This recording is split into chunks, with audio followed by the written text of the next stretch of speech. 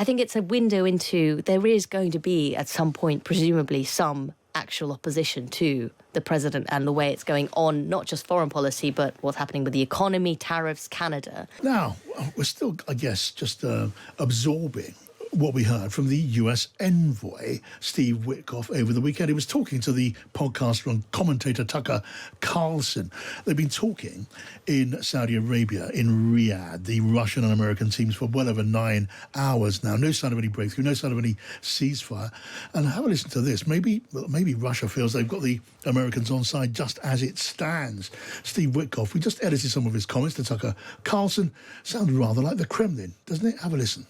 There have been referendums where the overwhelming majority of the people have indicated that they want to be under Russian rule. I thought he was straight up with me. It was enormously gracious for him to accept me. I don't regard Putin as a bad guy. Do you think the Russians want to march across Europe? 100% not. There's a sensibility in Russia that Ukraine is a false country, right? That they just patch together in this sort of mosaic, these regions, and that's the root cause, in my opinion, of this war. It was like a readout. That's Steve Witkoff there, the US envoy. It sounded like a readout, Adam and Anna, from a Kremlin briefing, doesn't it? All of those lines could perfectly well have come from the mouth of Vladimir Putin. Yeah, although, again, as Anna pointed out in what we were just talking about, listen to their attitude. The truth is, Tucker Carlson says, yeah, well, why would the Russians want to invade those countries in Europe? And Witkoff agrees with him. He thinks, they're basket gate countries. Remember, this is the Tucker Carlson who went to Moscow and was very impressed that they had supermarket carts that you could put money in to use. And Big Macs. These ignorant people, arrogant people, are in a position now to try and assert their worldview on the rest of us. And it's funny, but it's also very, very frightening. And what Witkoff has, said to Tucker Carlson out in the open is basically we, i.e. the Trump administration, are on Russia's side. We think Russia's very gracious. Apparently, Putin had commissioned a portrait of Trump, which he gave to Witkoff to give to Trump, and Trump was very moved by this portrait of himself. It is ludicrous, but it is terrifying. Anna? Well, I thought it was...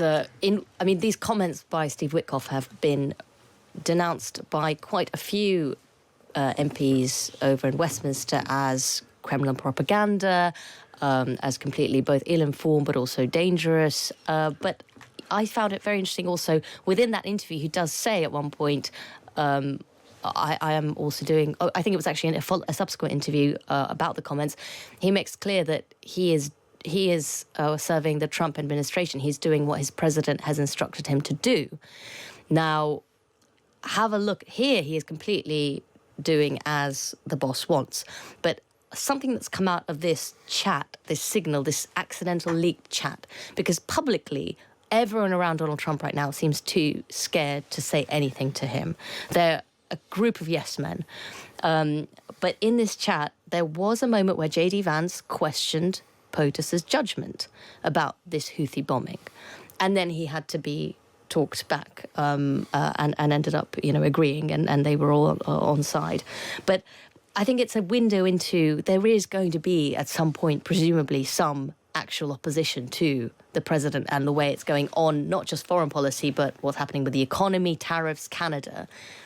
Opposition to Trump, because from publicly where? From within his team, because that's how anything will ever change. Do you think? It has to be the senior people in them, both MAGA and Republican. That was so in the first term, wasn't it? I mean, it's a different team now, chosen for above all else. Who so far have been completely on message and are, as I said, too scared to question him publicly. I mean, there is a split between the kind of tech bros, libertarians who kind of are sort of interested in links to the rest of the world, even though they want to control and dominate it, and then the American firsters round Steve Bannon and others, which is where J.D. Vance seems to be locating himself, who are just saying, screw the rest of the world, what do we care?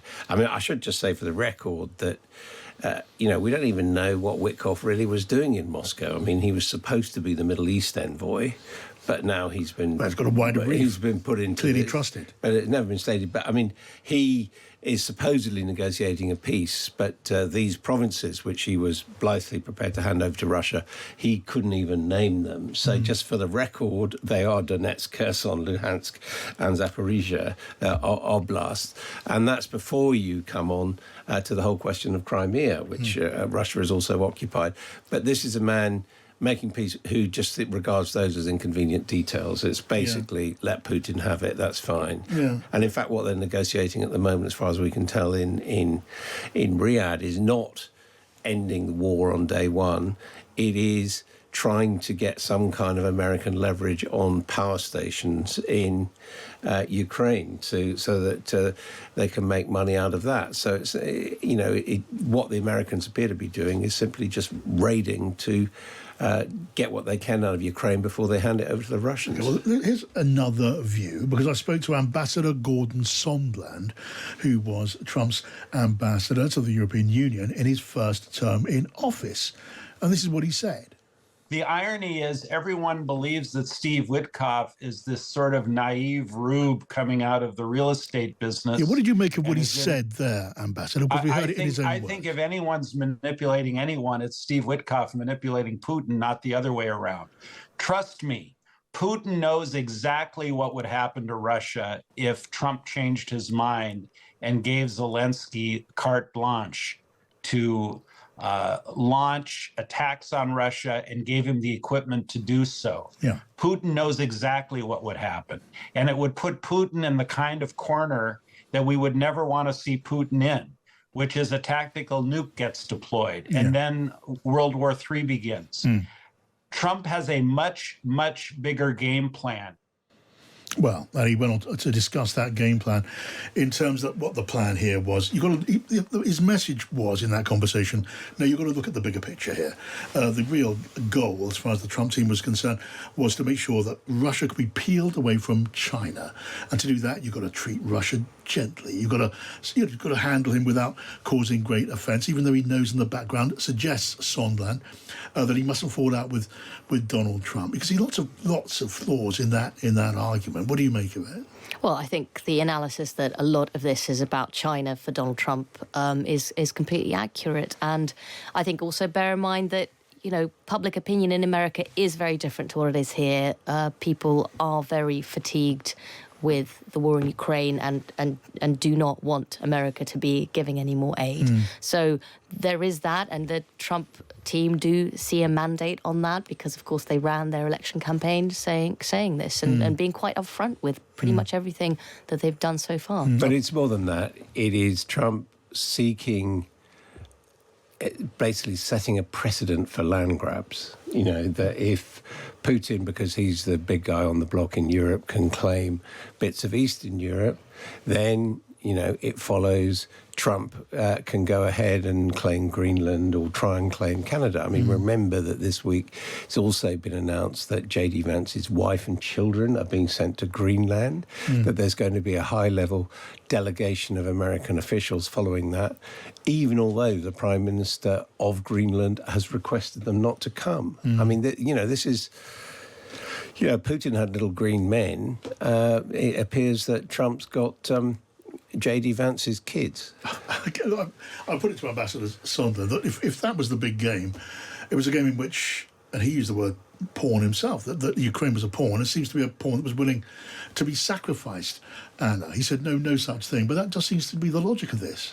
Yes, I think the Greenland argument is a very interesting one, because Steve Witkoff, in his comments, specifically talks about the referenda in these regions, which were... Obviously, they were organised by the Kremlin at the time, but note that in Greenland there is also a big anti-Denmark movement, and there have been also opposite votes for independence. And I wonder if they're setting the groundwork for then making the same argument that the people of Greenland want us. The people of Greenland want us to take them. Although the polls in Greenland are just the very opposite.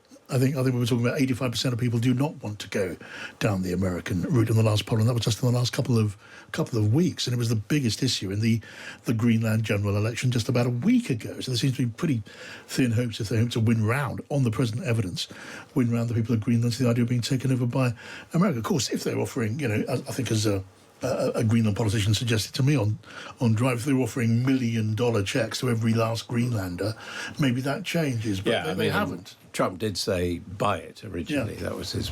But meanwhile, I mean, you mentioned this, Anna. This week, I don't know precisely when this is going to happen. We're going to see this unofficial high-level delegation of Americans going to Greenland, uninvited and unwanted. The wife of J.D. Vance, the Vice President of the United States, is going to be there, says Mike Waltz, the National Security Advisor.